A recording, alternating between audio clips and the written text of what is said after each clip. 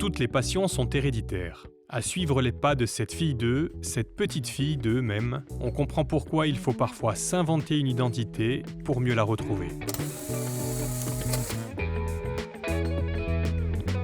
C'est par là que ça se passe, Léa.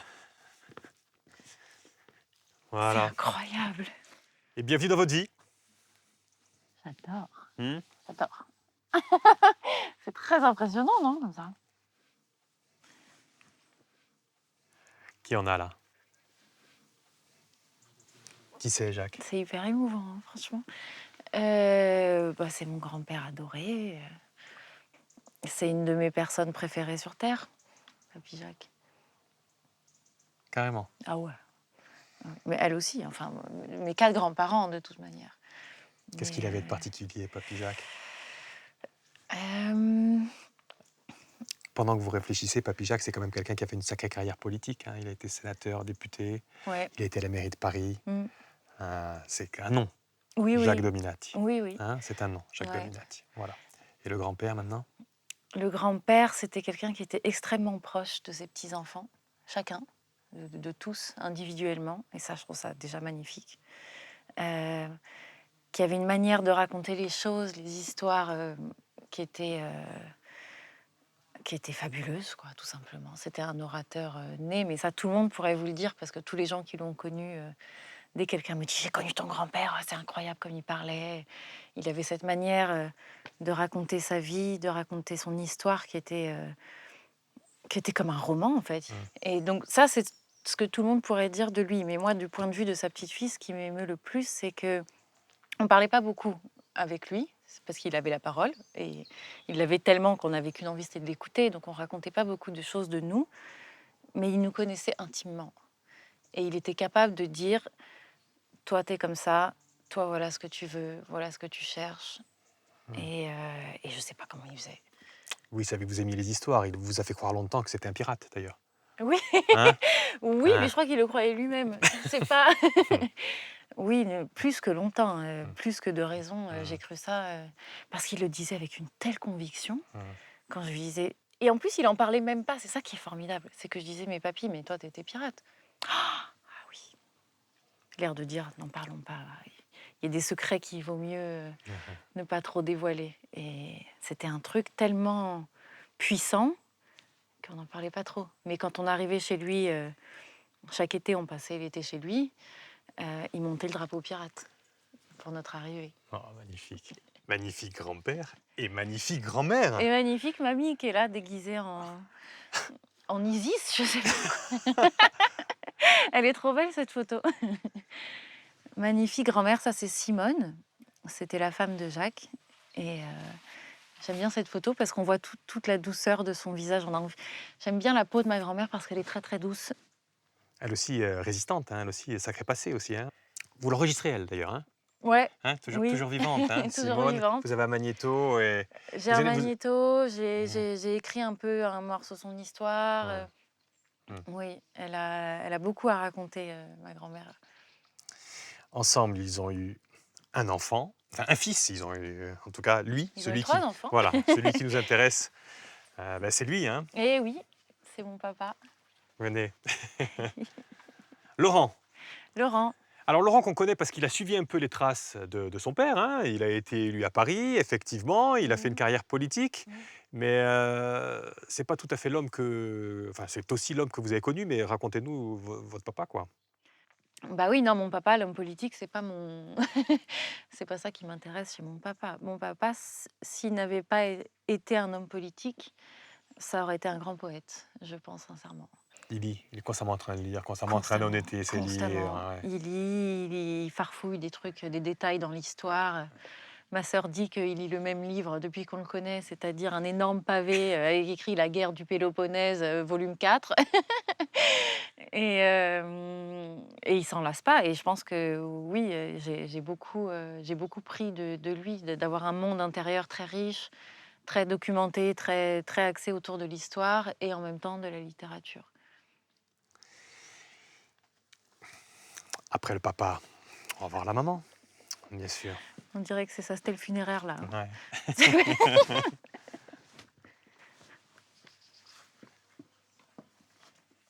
Ils se sont rencontrés jeunes, tous les deux, Ouais, hein, mmh, au lycée Janson de Sailly. exactement. Hein, ils sont encore des adolescents. Ouais.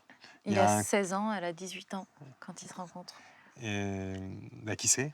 Qui c'est hein Bah, pour moi, c'est un modèle, en beaucoup de choses, hein. Mm. J'essaye d'être une, aussi bonne maman pour mes filles que ma maman l'est, Et elle a ce regard malicieux qui fait que...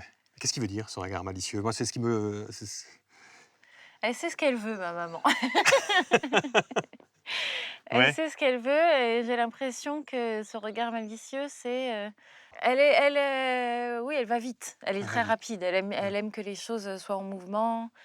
Moi je l'appelle ma fourmi parce qu'elle est tout le temps en train de faire quelque chose, elle est tout le temps en train de réparer quelque chose, de s'occuper de quelque chose. Elle ne laisse pas les choses, décanter, prendre Mm. leur temps. Non, il faut agir, il faut avancer Mm. Mais ça et vient peut-être de ses parents, elle, parce que ses parents, ils sont là. Là aussi, vous avez d'autres grands-parents qui sont aussi magnifiques, hein, je trouve. Hein. Alors, on a mis Émile et Allégria. On va commencer avec Émile, parce que cette photo, je la trouve absolument magnifique, moi. ouais, j'adore celle-là surtout. Alors, choisissez. Bah, les 2, ça les Ouais. représente, les 2 sont papy Émile, vraiment. À la fois très présent et tendre et aimant et enveloppant, comme là quand j'ai accouché de ma première fille, il est venu me voir tout de suite à l'hôpital, dans l'heure, hein, il était là et à la fois, il nourrit toute la famille et et il est très heureux de vivre tout le temps comme ça. Il est chez lui derrière, à ses fourneaux. Je suis en train de l'interviewer sur sa vie en ce moment, Lui aussi. ouais. Il me raconte sa vie, mais c'est impressionnant, hein. C'est vraiment, c'est des heures et des heures et des heures assises à côté de lui à entendre, toute sa vie et c'est très émouvant. D'accord. Mmh. Il est encore en vie, bien Oui, sûr. bien Hein. sûr, oui, oui. Quel âge il a? Quel âge il a? Papy Et Émile, vous l'appelez? papy Émile, oui. Ouais. Il a 93 ans? 93 ans. Mmh. Sa femme, en revanche, n'est plus là. Non, Hein. Allégria. ouais. Elle porte très bien son nom, Allegria, Pourquoi? parce que, c'était la joie de vivre en personne. Un peu trop parfois, dans le sens où pas trop parce que c'est toujours très agréable, mais dans le sens où on sait c'est papy Émile qui me l'a dit d'ailleurs, dernièrement. Il m'a dit: «Ben, quelqu'un qui est aussi, flamboyant, aussi séduisant, aussi drôle, ça cache forcément une part d'ombre et quelque chose de triste et un mal-être qui est peut-être compensé par cette joie de vivre et cette exubérance qu'elle avait». Et oui, c'était vraiment un peu les 2, Allegria. Eh bien, ça, c'est votre passif, j'ai envie de Oui. dire en tout cas, hein, votre passé en tout cas, ça c'est sûr. Et on va voir avec ceci ce que vous allez devenir. Et on va le voir là. Allez, venez avec moi.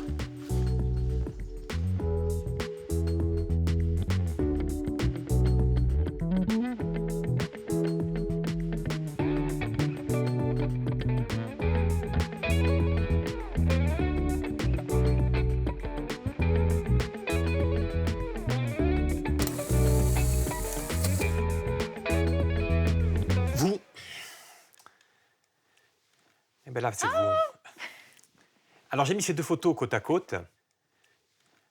Mais on va commencer par vous déjà. Vous êtes une enfant mélancolique? Un peu rêveuse, Ouais. un petit air absent souvent, mais aussi, prête à faire les 400 coups avec mon frère qui est là et rieuse et heureuse de vivre, hein. Il y avait pas Parce qu'effectivement, ça va être votre complice des années de jeunesse. Hein. Il est un mmh, petit peu plus grand que vous. Vous allez le suivre en tout mmh, et pour tout. Et puis, vos parents vont partir au Honduras, où votre père sera nommé ambassadeur. mmh. Ils vont vous prendre des appartements séparés quand vous allez grandir. Et là, vous allez être un petit peu désespéré de la séparation avec votre frère, justement. Oui, ça c'est vers l'âge de 20 ans. Ouais. Bah, la vie fait que mon frère et moi, on prend des chemins un peu différents, on est plus proches comme avant et c'est vrai que de 0 à 20 ans, lui et moi, on était, comme les 2 doigts de la main, quoi. Mm. Et donc oui, il y a un moment où c'est un peu dur, c'est un peu dur. Et ça se manifeste comme ça quand c'est un petit peu dur. Ouh là! Ouais, justement. Vous maigrissez à vue d'œil, en fait. Hem, je fais une dépression parce que donc mes parents sont partis vivre au Honduras. Ma sœur est à New York. Mon frère est dans sa nouvelle vie Mmh. avec, son amoureuse et il vit autre chose et moi, je sais plus trop, Mmh. où je suis, quoi. Et j'étais avec, un amoureux à ce moment-là aussi qui habitait au bout de la rue et c'était top parce que je le voyais tout le temps et j'avais pas trop besoin de me poser des questions, sauf que j'étais pas amoureuse de lui. Mmh. Donc au bout d'un moment, je me dis: «Bah, c'est cool, je suis avec quelqu'un, donc techniquement, je peux être, en train de dîner le soir à table avec un semblant de vie de famille et tout, sauf que c'est ni ma famille, ni quelqu'un que j'aime. Donc il faut le quitter», Mmh. ce que je fais et là, je me retrouve vraiment seule chez moi et là, c'est dur. Pesez 45 kilos. Ouais, Ouais, ouais. 45 kilos. Vous mettez plusieurs couches de vêtements sur vous. Mmh. Vous fumez clope sur clope. Clope sur clope, Ouais. ouais et je sais pas trop quoi faire de moi-même. J'étais, en ça, c'est les années prépa. Ouais, ben justement, Jamie, là, on vous voit en tant qu'étudiante, justement, hein. Vous Ah avez fait une prépa lettres, vous avez fait aussi art appliqué, hein. ouais, Et ouais. puis vous allez comme ça sur des études un petit peu de lettres et puis vous apercevez, que, bah, c'est pas tellement pour vous, donc vous réorientez? C'est ça, non, c'est que je veux rester dans un truc le plus général possible parce Mmh, que j'aime apprendre, mais je sais pas quoi faire. mmh, J'étais un peu perdue à ce moment-là et ça participe aussi de la dépression, c'est que tout à coup, je sais plus ce qu'il faut, être quoi, mmh. tout simplement et Et il y a votre tante il y a qui ma vous tante. recueille, on peut dire, Ouais, ouais. votre tante Jo, Mmh. qui a bah, comment ça se passe? C'est elle, C'est elle, oui. hein? Il y a ma tante Jo, j'étais proche d'elle, mais pas tant que ça et un jour, elle me dit, «Viens manger à la maison». Elle habitait à Paris et elle a 2 garçons et les enfants venaient juste de quitter sa maison. Donc elle avait Mmh. 2 chambres et puis elle me voit arriver, toute fluette avec mes 45 kilos et puis elle me dit: «Oui, reprends un peu une petite boulette, mange mange encore un peu». Et puis elle me dit: «Tu sais, si tu veux, tu peux dormir là. J'ai une chambre» et donc elle me met, je me souviens, elle m'a bordée Comme une et petite fille, en fait. comme une petite fille, ouais. Elle m'a bordée et puis elle m'a vue toute fragile et puis le lendemain, elle m'a dit: Reste un peu là, dors là, t'es bien» et puis finalement, je suis restée 4 ans. 4 ans. Mmh. Et puis un jour, vous marchez dans la rue Mmh. et puis il y a un type qui s'approche et qui vous dit, qu'est-ce qu'il vous dit? Il vous dit: «Ouais, tu dégaine toi». «Tu es dégaine». Parce que c'est vrai que j'avais tout le temps froid vu que je pesais pas très lourd et donc je mettais beaucoup de couches de vêtements sur moi. Et puis il me dit: «Ah, tu dégaine, t'es en agence». Je dis: «Mais en agence de quoi, pardon?» J'avais peur quand on me parlait dans la rue, j'étais là avec mes clopes. Je passais mon temps, sous les fenêtres de mon ex, donc je faisais le piquet sous ses fenêtres. Celui que j'avais quitté parce que je l'aimais pas, Mmh. c'était devenu, Une le obsession, un peu, une ouais, obsession. c'était devenu, la maison que j'avais perdue et qu'il fallait absolument retrouver, Et justement, quand il vous dit, «Tu es en agence, est-ce que tu voudrais pas être mannequin?» Vous dites, «Bah, pourquoi pas?» Et vous dites: «Pourquoi pas?» Pour quelle raison? bah, parce que justement très Alors drôle. pardonnez-nous le montage, mais c'est un petit peu ça résume un petit peu votre état d'esprit de l'époque, hein? Complètement, c'est très drôle. Parce que en plus, c'est pas loin, parce qu'il y avait un abribus, dans le quartier, en bas de chez mon ex et mon obsession, c'était ça. C'était je voulais être sur l'abribus pour que quand il se réveille le matin, il ouvre sa fenêtre et qu'il me voit et donc quand le gars me dit, «Bah, je vais faire de toi une mannequin», je dis: «Top, trop bien, tu me mets sur l'abribus. Il y a pas de problème, on y va». Et donc vous intégrez cette école, hein, c'est l'agence Nathalie. Alors on voit Ouais. vos mensurations de l'époque, 1,75 m, enfin, 83, 76, 83, 90. Mmh. Avant de parler de cette période mannequin, ce qui est intéressant, c'est votre nom à l'époque. Léa Allegria. Ouais. Pourquoi? Parce que, le nom Dominati, c'était pour moi trop politique. Et j'avais besoin de ne plus être associée à ce nom. Parce que j'en avais trop souffert en grandissant, que ce soit par les élèves ou par les professeurs ou par tout le monde en fait. Mais je me suis dit, il faut que je sois juste moi-même et on va voir comment je m'en sors parce que c'est trop. Et vous vous en sortez bien, hein, parce que ça va un petit peu mieux là, ça vous donne un but à faire chaque jour, hein, vous courez les C'était pas castings, mal, c'était hein? pas mal. C'était bien parce que justement, il fallait prendre soin de soi, Mmh. il fallait s'habiller, il fallait être maquillée. Je me souviens qu'il y avait un truc où il fallait toujours, on me disait toujours de mettre du rouge à lèvres, d'avoir les Mmh. cheveux propres, Ouais. et puis de faire le bon petit soldat finalement, Mmh. parce que j'avais rien à penser. Il fallait juste arriver, ne pas parler, Mmh. sourire et être présente tout en étant dans mes pensées. Et bah, justement, parce qu'on peut pas s'empêcher de penser, On peut pas. Léa, et c'est la raison pour laquelle j'ai mis ça. Ah, c'est beau. Parce que justement, pour un petit peu, pourquoi que vous avez ça? Pour justement cadrer un peu vos pensées à l'époque? C'est ça, parce que ça partait dans tous les sens. Ouais, C'était très, très comme un hamster dans sa cage, quoi. ouais. Ça ça tournait en rond, c'était Et vous en parlez alors, comment ça se passe? À votre tante ou une amie de votre tante? Qu'est-ce qui se passe quand vous parlez un petit peu de ça, de cette façon de voir à ce une, métier de mannequin un petit peu de j'en biais? parle à ma tante et à une de ses amies, oui, mais c'est mon autre tante. Ah, C'est ma tante Isabelle, qui écrit, eh oui, la qui fameuse, eh est oui, écrivaine. Dominati là, oui, bien Voilà, sûr, oui, ouais. oui, oui. Elle me dit: «Mais tu te rends pas compte que ce que toi tu vis en tant qu'image dans ton quotidien de mannequin, tu l'apprends aussi à l'école du Louvre. Qu'est-ce que c'est que la représentation dans les arts, la représentation du corps, le corps des femmes. Qu'est-ce que c'est d'être soi-même une image? Bah, tu le vis et en plus tu le théorises, donc tu devrais écrire là-dessus. Tu as un bon petit terreau là, Ah, donc ça donne ça? donc ça donne ça, oui. Je suis fâchée là. Léa Simone Allegri, donc les prénoms de vos 2 grands-mères, hein, Ouais, Simone et ouais. Bah, Allegri. j'ai rajouté Simone parce Mmh. qu'eux, ils avaient mis Léa Allegria quand ils m'ont dit: «Comment tu t'appelles?» Il sort ce livre. Mmh. Adrienne, hein, Adrienne, c'est Adrienne, ouais, l'héroïne, c'est un ouais. peu vous, Adrienne, hein, qui est Un peu, ouais, un hein, peu. c'est un Mmh. peu vous, Adrienne, qui parle un petit peu de ce métier. Et d'ailleurs, quand il sort ce livre, la presse dit: «C'est un ancien mannequin qui critique un peu le monde du mannequinat», alors que c'est pas du tout ce que vous vouliez mettre, vous, dans ce livre, Oui, hein? oui. Je jugeais beaucoup Mmh. ce milieu-là.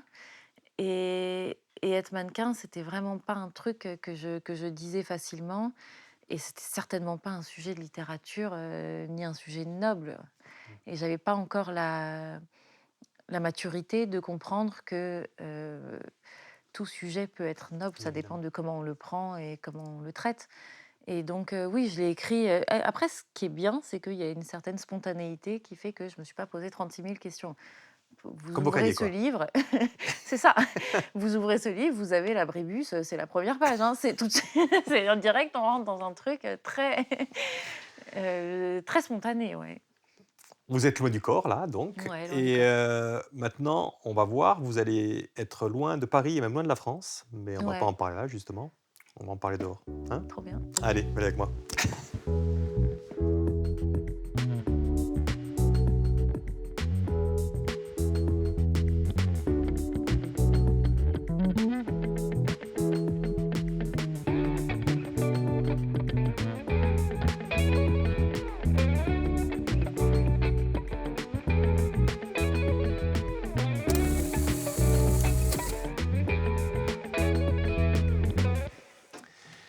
Et donc, Et comme je le donc, disais, on vous retrouve là. ouais. Je suis partie vivre à New York, donc à peu près à ce moment-là. Ouais. Pourquoi? Je m'ennuyais un peu, je crois, Ouais. ou je savais pas trop comment c'est l'époque où tous mes amis, des études ont commencé à être en couple bien avec une seule personne et faire une vie un peu plus calme. Et là, j'ai rencontré toute une bande de gens qui étaient beaucoup plus libres, beaucoup moins dans un cadre qu'à Mmh. Paris, dont Augustin, qui est un artiste, photographe qui habitait au bout de la rue de chez moi à New York. Et il habitait dans un endroit qui s'appelait la Schoolhouse, qui était une école, en fait, une ancienne école désaffectée énorme, avec 12 garçons qui habitaient là-dedans. Bah, celle-là. C'est ça. Mmh mh. Et oui, c'est ça. J'adore. Et puis au final, moi j'avais un Instagram à ce moment-là que j'ai commencé à alimenter de dessins, de choses d'inspiration. Non seulement de nos péripéties devant le MoMA, mais aussi pour moi, pour me souvenir des œuvres d'art d'artistes contemporains que je voyais passer sur Instagram. Et puis ça a commencé à grossir. Et là, on avait en fait envie de faire plein de choses d'un coup. Ouais. Et vous n'abandonnez quand même pas ça. Parce que de temps à autre, vous rentrez à Paris, hein, Ouais, bien ouais. sûr, hein, pour bosser. Là, c'est pour Agnès B, hein, Ouais. effectivement. Ça, c'est Agnès B qui a pris la photo. C'était Ouais. à la place de la Concorde. Et en fait, j'ai fait la vie des deux côtés pendant quelques années, 3-4 ans. La vie est belle, la vie est intense. La vie est intense, ouais. Et à un moment, il arrive ça. Ouais, mais là, on passe quand même à... Ah, il faut aller vite dans l'émission. Et oui, Il arrive ça, oui. vous tombez enceinte. Et je tombe enceinte, ouais. Et quand il y a ce premier enfant, vous n'avez pas envie, vous, déjà, vous ne le dites pas au mannequin. Hein, vous dites au mannequin, enfin, vous dites que vous êtes tombé en ski, vous, hein, pour pas qu'on vous voit un petit peu comme ça. Il ne faut pas dire, hein, il faut pas dire Non, qu'on non, est. non, non. Et surtout, vous n'avez pas envie qu'il naisse à New York. Non. Pourquoi? Bah déjà, ça coûte trop cher, c'est pas possible. On peut pas vivre d'amour et d'eau fraîche et être artiste et vendre des œuvres un peu... On avait créé la galerie et tout, mais on n'était pas du tout assez en place pour avoir un enfant à New York. Et puis il y a quand même l'appel quand on est enceinte, il y a l'appel de la famille, l'appel de ses racines, Bah oui, d'un parce bon café. Et il y a votre papa qui vous dit quelque chose d'important là à l'époque. Il dit bon, soit ma fille, tu vas accoucher en France, mais. Ah oui. Ouais. Moi, j'avais pas tout à fait compris ce que c'était la maternité à ce moment-là. Ma fille était prévue pour le mois de juin. Et puis moi, je me suis dit, bon, bah, ok. Ça se voyait pas trop hein, quand j'étais enceinte, jusqu'à tard. Et là, c'est la fin. Et j'ai fait la dernière Fashion Week à New York en disant à tout le monde, bon, bah, on se rejoint. J'avais déjà prévu que j'allais me casser la jambe, évidemment. Donc, j'ai dit, on se rejoint en septembre. Je fais la Fashion Week de septembre. Et j'ai laissé toutes mes affaires. J'ai tout laissé à la Schoolhouse en disant, bah, on revient, salut les gars. Et puis, j'ai dit à mon père, bah, quel est le problème? J'accouche en juin. En septembre, j'aurai bien le temps de trouver une nounou, de m'organiser, de voyager. Et mon père m'a dit, mais tu voudras pas laisser ton enfant? J'ai dit, mais bien sûr que si, elle aura 4 mois, ça va. Et en fait, je suis jamais retournée à New York de ma vie. De votre vie, vous avez tout laissé là-bas. J'ai tout laissé, ouais. Et pendant que vous êtes en France, justement, Ouais, ça continue. vous écrivez, J'écris. hein, vous écrivez ce livre. Alors, c'est une histoire magnifique. Hein, c'est l'histoire d'un commissaire-priseur qui est un peu sur le déclin, Ouais. hein, et qui décide de faire son dernier coup, en fait. Hein. Ça sort sur les étalages. Là, on a le livre de poche, d'ailleurs, et c'est intéressant parce que j'ai mis le making-of un petit peu de la couverture. C'est vous-même, hein, on voit que vous avez un vrai talent, Léa, pour dessiner aussi. C'est vous qui avez fait ça. C'est un bon succès, ça. Pourquoi c'est un bon succès, Grand Art? Je sais pas. Pourquoi c'est un bon succès? Mais parce qu'il ne sort pas avant un événement important. Ah, dans ce sens-là, Ouais. oui. Je crois que vous allez dire c'est un bon livre. Ah oui, je sais pas. ah non, mais c'est un bon livre. Ah oui, non, mais parce que effectivement. Oui, non, il sort le jour du premier confinement. Et ça a été un succès, oui, certainement aussi pour ça. C'est parce qu'il a eu beaucoup de presse. Il n'y a presque que ça, quoi, entre guillemets, de parler aussi. Et de toute façon, c'est un bon livre. Hein, comme de... Non, mais en fait, les gens ont commencé... En fait, il y a eu un début de presse. Et vu qu'il n'y avait que ça à faire, Ouais, j'imagine que tous les journalistes se sont un peu passé le mot. Et ils ont lu dans la presse des bons trucs. Donc, ils l'ont ressorti de leur dossier. Parce qu'ils n'avaient que ça. Ils ne pouvaient pas acheter d'autres livres de toute façon. Et puis, c'est là que les choses se gâtent un petit peu dans votre vie, justement. Ouais, malheureusement, c'est pas terrible à ce moment-là. Non.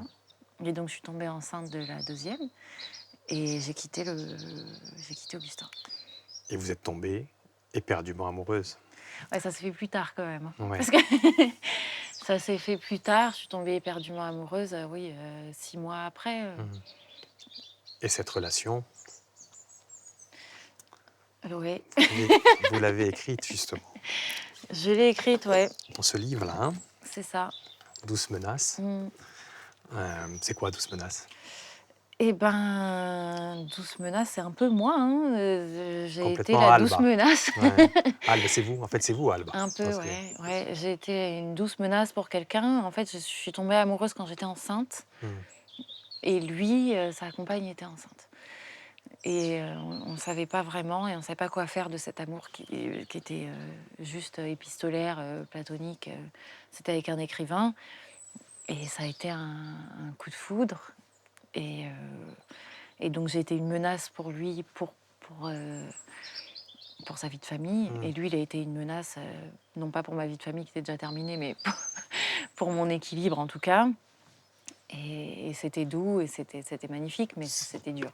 Et puis il y a l'histoire aussi d'un tableau, parce qu'on ne se refait pas. Hein. Ah, Vous bah venez ouais. à l'école du Louvre, effectivement, et il y a ce tableau du Caravage. On ne va pas trop dévoiler l'histoire, mais c'est une super histoire. Vraiment, c'est un gros travail. Vous êtes une grosse bosseuse, vraiment, qui marche en plus pour le coup. Vous avez eu beaucoup de presse, Ouais, ça se ouais. vend. On Mmh. est content, non? J'imagine. Quand Ah, on de est son super malheur, en contents. plus, on fait un succès de librairie. Enfin, malheur, bonheur, on verra ce que c'est, mais quoi qu'il en soit. Ouais. Ben, en tout cas, moi, ça m'a aidée, que j'ai continué mes petits cahiers, sauf sous forme de livres, bah, comme un écrivain en détresse, tout Mm. simplement. Je me suis mise à écrire mon histoire et, comme vous le dites, à trouver un peu un tableau qui a été une forme d'exutoire, de dire, ben, un tableau malade, le jeune Bacchus malade de Caravage, un tableau menaçant, un tableau à la fois doux Menaçant. et plein de désirs et plein de secrets, et à la fois, il faut pas trop s'en approcher. Donc oui, j'ai tout mis dans ce livre. J'en sors à peine, hein, Ouais. c'est encore. Et là, oui, bah, on est trop content parce que ça se passe bien et surtout parce que j'ai une super éditrice, une super Et puis parce que maison. parce que vous êtes écrivaine. Et parce que je peux en écrire un autre Eh ouais, eh ouais. au bon accueil de celui-là, je peux déjà me projeter et justement sortir de cette période-là pour pouvoir faire autre chose. Écrivaine, on ne dévoile pas la prochaine histoire, mais vous avez plein d'histoires dans votre tête. De toute Ouais, façon, ouais. il s'en passe beaucoup dans votre tête. Écrivaine, bien sûr, et ça sera la dernière photo, et toujours mannequin. On Ah ira oui, là-bas je après. pensais On qu'il y ira avait cette là-bas. dame qui était derrière le Non, non, poteau. Je me non, suis dit, c'est ok. vous, là, toujours Et mannequin. toujours Un mannequin, jour bah oui, hein. Je travaille avec des marques depuis 20 ans maintenant. Et ils n'ont pas trouvé quelqu'un qui est aussi grand et qui a des tout petits pieds comme moi. Et donc, ils continuent à m'appeler parce qu'ils ont besoin, pour vendre les chaussures, d'avoir des mini-pieds. Donc, ils sont contents. Ah, c'est génial. Ça Donc, marche toujours. une grande marque avec un qui commence par H. Vous êtes les jambes de cette marque, Ouais, notamment. ouais, Hein. toujours aujourd'hui. Et la photo d'à côté est très intéressante. Ça sera la photo de fin, parce qu'on a commencé avec votre grand-père. Ouais. Et là, ma tante Isabelle, qu'on voit là, et mon oncle Riel, donc c'est les deux personnes qu'on voit là, ça c'est mon frère, nous ont fait la surprise au moment où on dévoilait la plaque de mon grand-père. Ils ont tiré, mon frère a tiré un rideau blanc et en fait il y a le drapeau pirate qui est apparu sur la plaque. Donc c'était un moment très, très émouvant. Les histoires font partie de votre vie. Ouais. Hein, voilà. Ah ouais. C'est fini. Allez. Venez à côté de moi. La dernière photo, c'est moi qui l'a fait. Faites-moi un beau sourire. Voilà. Ça a été un plaisir de vous accompagner pendant cette Moi aussi, demi-heure. merci beaucoup. On se donne rendez-vous dans le prochain roman. J'espère. Je pense que c'est encore une réussite. Merci infiniment, Léa. Bon Merci retour à beaucoup. Paris. Et Merci. n'hésitez pas à appeler quand vous venez en Corse. Ça vous venez de temps à autre, de toute façon, avec les enfants. Bah, je viens tout le temps. La semaine prochaine, je reviens. Bon, bah, Ah alors, oui, rendez-vous la c'est semaine la Toussaint. prochaine. Allez, au À revoir. bientôt. Merci.